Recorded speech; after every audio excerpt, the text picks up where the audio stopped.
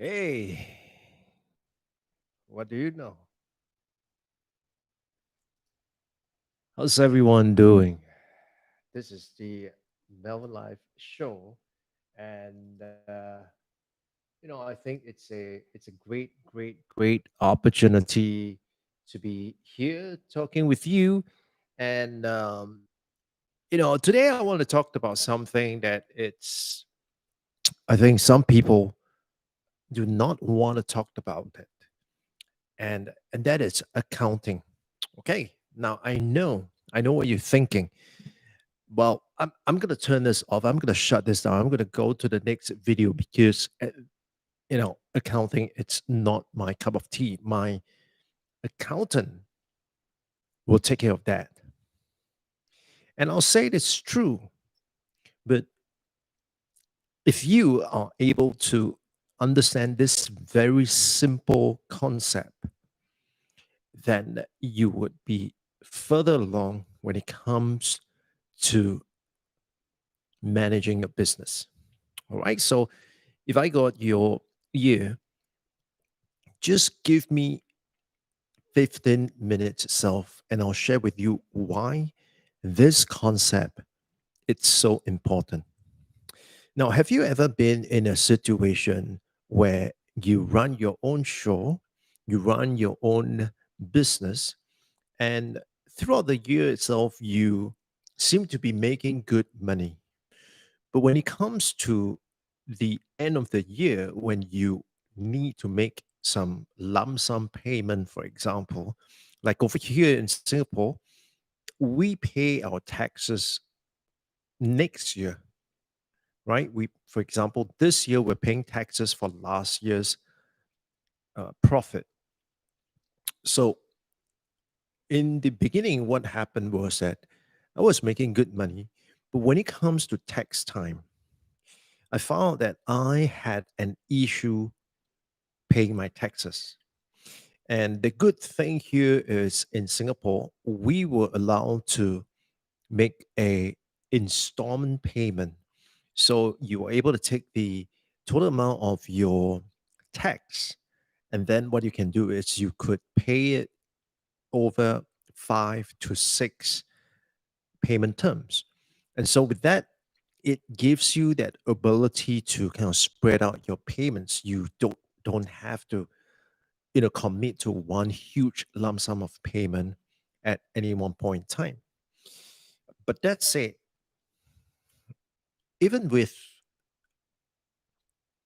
that kind of payment system itself, it is still not good enough if you have to find ways and means to be able to meet the payments of your taxes. So, what exactly is the concept of Ebitda? Now, Ebitda, it sounds fancy. It sounds like it's so bloody complicated. But trust me, just stay with me. EBITDA is actually something very, very simple. Now, let's take a look at a very simple way of doing business. So, for instance, I go out and I talk to a few people. And the moment when someone signs up as a customer, what happens is I will then have a contract that says that this customer is going to pay me, let's say, 24,000 for the next 4 months, right? And this 24,000 for the next 4 months is going to be split up into 6,000 per month for 4 months, right? So at that point in time, when the contract is signed, what I have on paper is that I have recorded a sales of 24,000.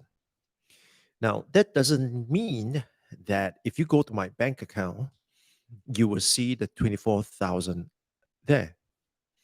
And the reason why you do not see that 24,000 there is because of the payment structure or the payment schedule that you have agreed with the customer. So, for example, you agree with the customer that you would pay me on the 10th of every month after I've submitted my deliverables for the previous month. You would pay me on the 10th of every month for the work that I've done for the preceding month. And so what happened is, although you have recorded, you have booked 24,000 in terms of revenue, you are only going to be getting 6,000 every month for 4 months, right? And so the few things here, one is that there is a difference in terms of revenue, and then there is a difference in terms of cash on hand. Now, as you all know, and we all know, cash is king. So I could book in a revenue of, let's say, $1 million, right? To build this one person, 1 million, all digital business. I can build a business and book $1 million worth of business.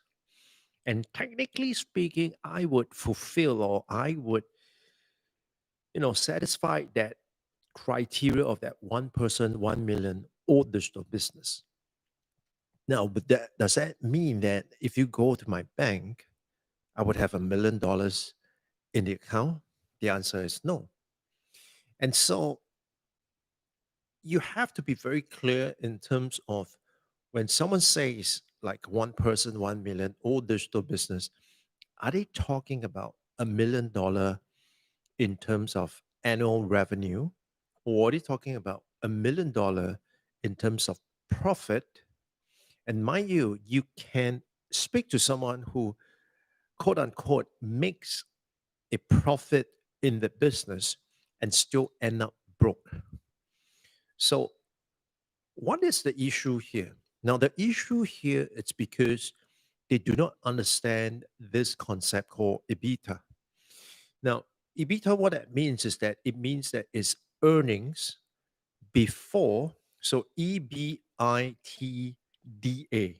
right?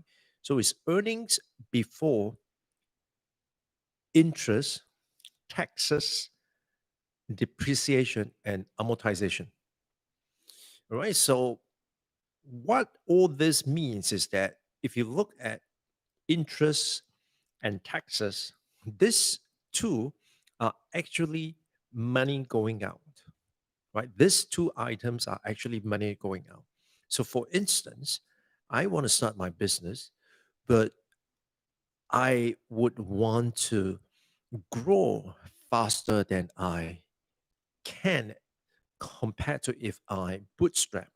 So, one of the things that I could do is really to borrow money from the capital markets, or borrow money from the debt market, or simply borrow money from someone, the banks, for example. Now, when you borrow money, what you have to do is you have to pay an interest every month or every quarter or every year. And then that amount of capital is made available to you. So, for instance, I could say that, well, I'd like to take out a $500,000 debt. And for that debt itself, I would pay, let's say, 6% of interest. Now, the only way that I'm able to earn a profit, right? Assuming I have no other cost, the only way that I can earn a profit is where the profit that I get, it's way more than that 6%, right? It's way more than that 6%. So as long as I'm able to get a profit that is far greater than 6%, then perhaps the loan it's viable, right? So that it's one aspect of it. So when you look at earnings itself, you have to consider, did you achieve that level of earning through high leverage? So, for example, you borrow a lot of money, and because of that, you have to start paying interest, right? Or at some point in time, the loan is going to be it's going to come due, and you have to pay that principal amount. So that is one aspect of it. Now, the other aspect of EBITDA, it's taxes. And as you know, taxes is something that you have to pay, right? It's a pay to play system, right? If you want to operate, you got to pay taxes. If you don't pay taxes, you go to jail, right? It's as simple as that. So, like I say, never mess with the taxman, right? Never mess with the taxman. So, taxes is something that you have to pay. And of course, the more you earn, the more you would have to pay, technically speaking. All right. So, those two items are actually cash out, right? You actually have to pay interest, you actually have to pay taxes. Now, the other two items, depreciation and amortization, are very similar. So what that means is that if you buy a piece of equipment, for example, I bought my MacBook Pro for $4,000 Singapore, right? For $4,000. Now, what happened is that yes, I pay Apple $4,000 to get this computer. However, on paper itself, or the lifespan of this computer, it's, let's say, 3 years. And so what happens is, what I need to do is to amortize this, or to take 4,000 and divide by 3 years, and to say that, okay, every year, what is the depreciation of that? How much does it lose in terms of the value itself? So yes, although it's cash out, right? It's cash out upfront. But what happened is that I'm able to deduct my earnings, and I'm able to deduct the depreciation, so that I end up paying less taxes.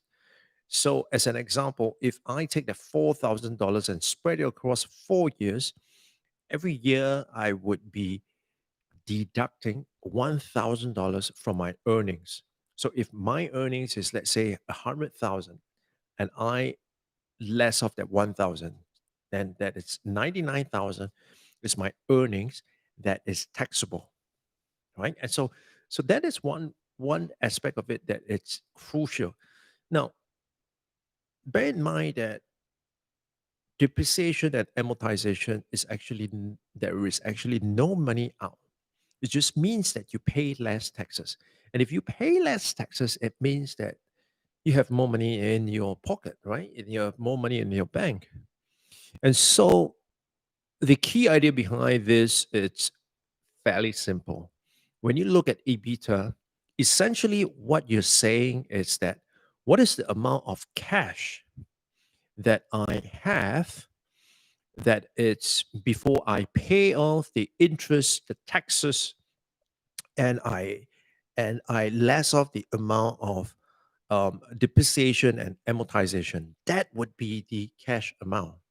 And so over time, what I've realized is the following. I mean, recently I met with a client who recently took over another company, and he was able to buy over that company because the company is in distress. And the reason why the company was in distress was, although they were making like 5 million, 6 million a year, they were left with no money, right? They were left with no money because they were just inefficient. And although on paper itself, their revenue is good, but the cash flow sucks. And so cash is king, right? It doesn't matter if you have booked in $1 million in revenue for this year. What matter most is that how much of that revenue is going to come in as real cash. And when you say real cash, you still have to take into account all the interest that you have to pay, and all the taxes that you have to pay.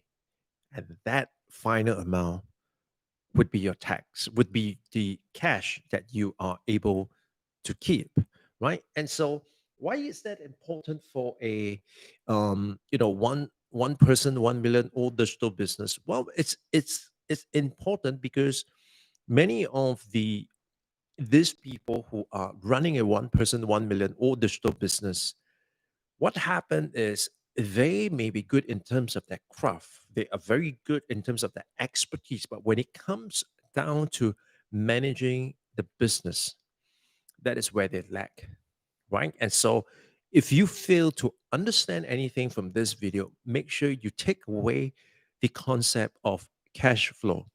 How much money is going to come in and how much money is going to get out, right? On a month to month basis.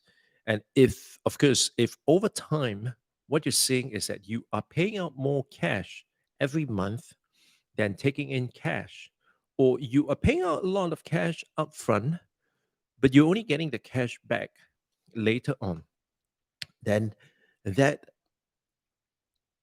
on paper, it might seem like okay, but you would have to determine if that is going to be able to tide you over, which means are you going to dip into your savings in order to live on a day to day basis? Or what is it that you have to do? Right. So, friends, cash flow, it's king. Make sure you pay attention to cash flow and not just revenue, because we will talk about this in a subsequent episode itself, because you can do whatever it takes to earn that 1 million. But at the end of the day, you may still make a loss. And why is that possible? We'll talk about that in a separate episode. So if you got a question for me, feel free to leave it in the comment. And if you're watching for the first time, make sure you give me a thumbs up, because such information, it's going to help you run a better business, and especially as a one person or digital business, some of these concepts are really, really crucial. All right. And so, with that, I thank you so much for watching. And oh, by the way, if you have not subscribed to the channel, make sure you subscribe, because I'm going to share with you more about the idea of building this one person, 1 million or digital business. And the thing that we're going to cover, it's going to be talking about the assets. Every business need assets. We're going to talk about automation. Every business, in fact, all one person business, you need automation, right? For the last 35 minutes, I was figuring out how to automate certain processes, right? You need automation because that will take away a fair amount of work that you would otherwise have to do it manually or have to engage someone else to do it. Right now, if you are able to automate some of those processes using technology, why shouldn't you do it, right? And lastly, it's how do you build a flywheel that it's able to help you accelerate the growth of your business. So these are the three things: assets, automation, and acceleration. And if that interests you, make sure you subscribe to this channel, because we're going to be bringing you more higher quality production in the coming weeks, right? A lot of things are in the works right now. And so if you would like to follow along, make sure you subscribe to that. All right. And with that, I thank you so much for watching. If you got a question about Ebitda, about accounting, about assets, about automation, about acceleration, drop your comments, drop your question in the comments, and I'll be more than glad to answer them. And with that, I thank you for watching, and I'll see you guys on the next one. Bye bye.